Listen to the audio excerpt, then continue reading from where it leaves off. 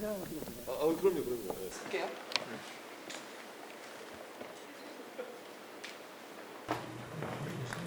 아파트 아파트 아파트 아파트 아파트 아파트 아, 네가 금요구나. 귀엽게 생겼네 생각보다. 아파트 아파트 마음가짐이야 준비를 했지만 그 외형적인 준비를 안 했죠. 아파트 아파트 나도 보셨어요? Kissy face kissy face sent to your phone but I'm trying to kiss your lips for real red hearts that's what I'm on yeah come give me something I can feel don't you want me like I want you baby don't you 안녕하세요. 한국학종연구원에서 인류학을 가르치고 있는 정원목입니다. 저는 아파트를 연구하는 인류학자, 그리고 도시공간과 주거 문제를 연구하는 인류학자입니다. 사실 아파트는 뭐 너무나도 우리 한국을 상징하는 그런 주거 문화 중에 하나지 않습니까?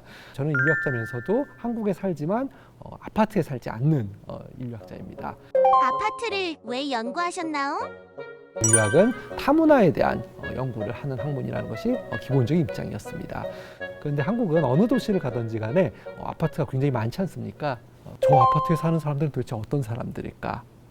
저는 아파트에 살지 않는데 저 아파트에 사는 사람들은 도대체 어떤 사람들일까? 우리가 지금 살아가는 한국이라는 사회에서 아파트라는 공간이 저렇게 널리 퍼지게 된, 많아지게 된 이유는 무엇일까? 이런 것들에 대해서 관심을 갖게 되었습니다. 본격적인 이야기에 들어가기 전에 앞서서 좀 특이한 사례 한 가지를 소개하고자 합니다. 지금 이미 재건축이 진행 중이고 그래서 지금은 사라진 아파트인데요. 바로 서울 강동구에 위치한 둔촌 주공 아파트입니다. 이 아파트에 제가 주목한 이유는 약 10년 동안 진행되었던 굉장히 흥미로운 사례가 있었기 때문입니다. 여기 계시던 주민 한 분이 이인규 선생님이라는 분인데요. 자기가 살고 있는 둔촌 주공 아파트가 재건축에 들어간다라는 소식을 접하고 이 아파트에 대한 기록을 남겨야겠다라는 생각을 하게 됩니다. 그 이유는 뭐냐면은 이분에게 있어서 이 둔촌주공 아파트라는 것은 바로 고향이었기 때문인 것이죠. TV를 보더라도 뭐 고향의 밥상, 뭐 한국인의 밥상, 뭐 아니면 고향의 뭐 추억, 아니면 뭐 출발 내 고향 이런 프로그램들을 보면은 딱 고향했을 때 가는 곳들이 딱 정해져 있지 않습니까? 고향했을 때 아파트 단지 이런 생각을 하게 된 것이죠. 그런데 이게 생각해보면 크게 뭐 어색하지 않은 것이 지금 2020년대를 기준으로 한국 사회에서 절반 이상의 사람들이 아파트에 살고 있습니다. 1980년대 이후를 기준으로 생각해보면 7, 80% 이런 정도에 해당하는 분들이 아파트에서 태어나서 자라서 지금까지도 살고 있다고 볼 수가 있겠죠. 그러니까 이분들한테 아파트는 고향입니다. 결국 아파트의 재건축은 자기가 태어나서 자랐던 고향이 사라지는 효과를 발생시킵니다.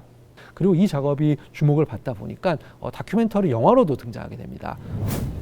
추억이 아주 많죠. 같은 집에서 계속 살았었으니까. 저 문을 볼 때마다 내가 도대체 저 문을 몇 번이나 드나들었을까. 계단 오르내릴 때도 그 생각을 하거든요. 내가 도대체 여기를 얼마나 많이 오르락내리락했을까. 정말 요즘엔 아파트가 고향이네요. 그럼 최초의 단지형 아파트는 어디였나요? 금요가 굉장히 재미있는 질문을 해주었는데요. 한국 최초의 아파트 단지는 1962년에 건설된 마포 아파트 단지입니다. 또 하나의 크나큰 건물, 이것은 서울 시내 마포에 자리 잡은 대규모의 아파트를 짓는 것입니다.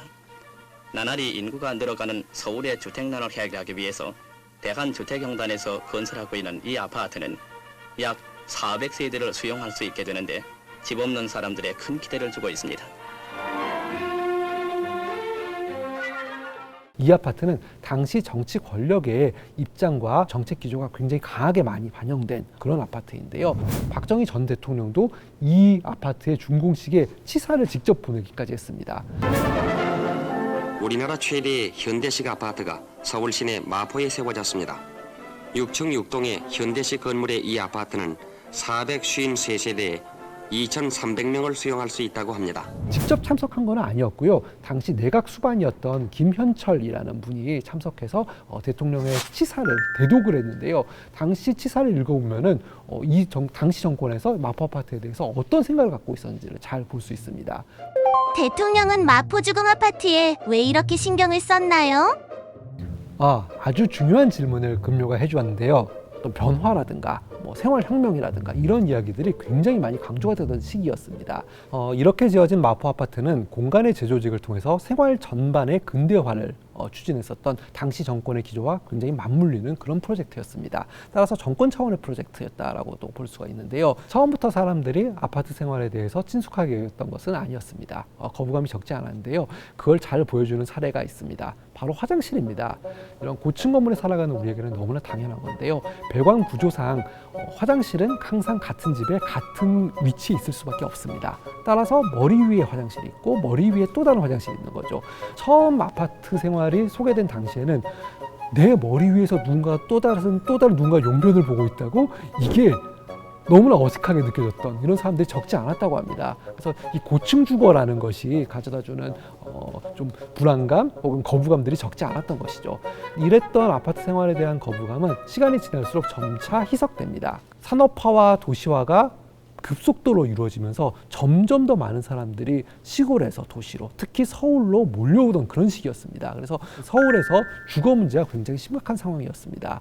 환자집들이 각지에 들어서 있다거나 그런 상황에서 당시 정부는 마포 아파트의 성공에 힘입어서 아파트를 저소득층을 위한 주거 공간으로 공급하기 위한 계획을 수립하게 됩니다. 그것이 바로 시민 아파트입니다. 그래서 서울 각지에 시민 아파트라 불리는 저소득층 대상의 아파트들이 여러 개 건설이 되는데요. 이 아파트들의 위치가 갖고 있는 공통점이 있습니다. 바로 산 중턱에 지어졌다는 겁니다. 그랬던 이 시민 아파트 사업이 성공적이었던 것은 아니었습니다.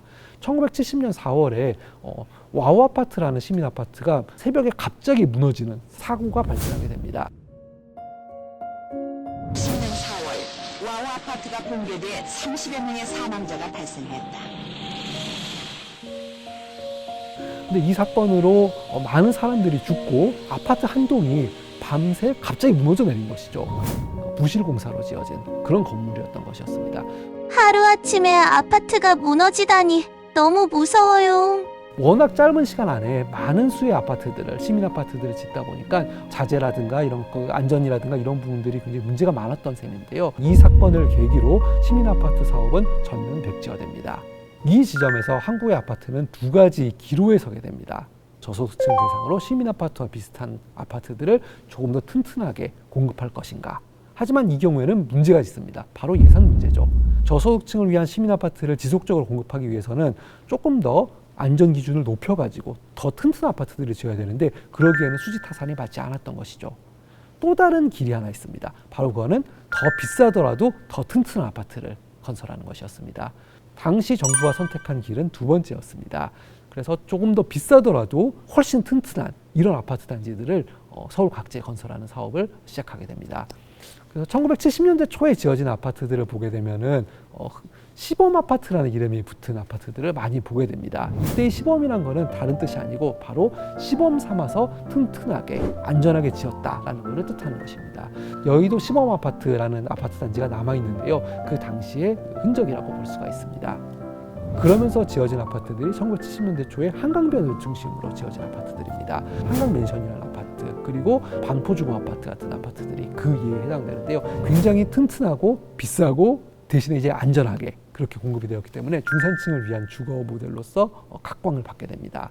반포동, 압구정동 등등으로 잠실로 이어지는 엄청나게 많은 아파트 단지들이 한강변에 건설이 됩니다. 강남 일대를 중심으로 건설이 집중되었던 아파트 단지는 이후 80년대 이후 서울의 더 많은 지역으로 확산이 됩니다.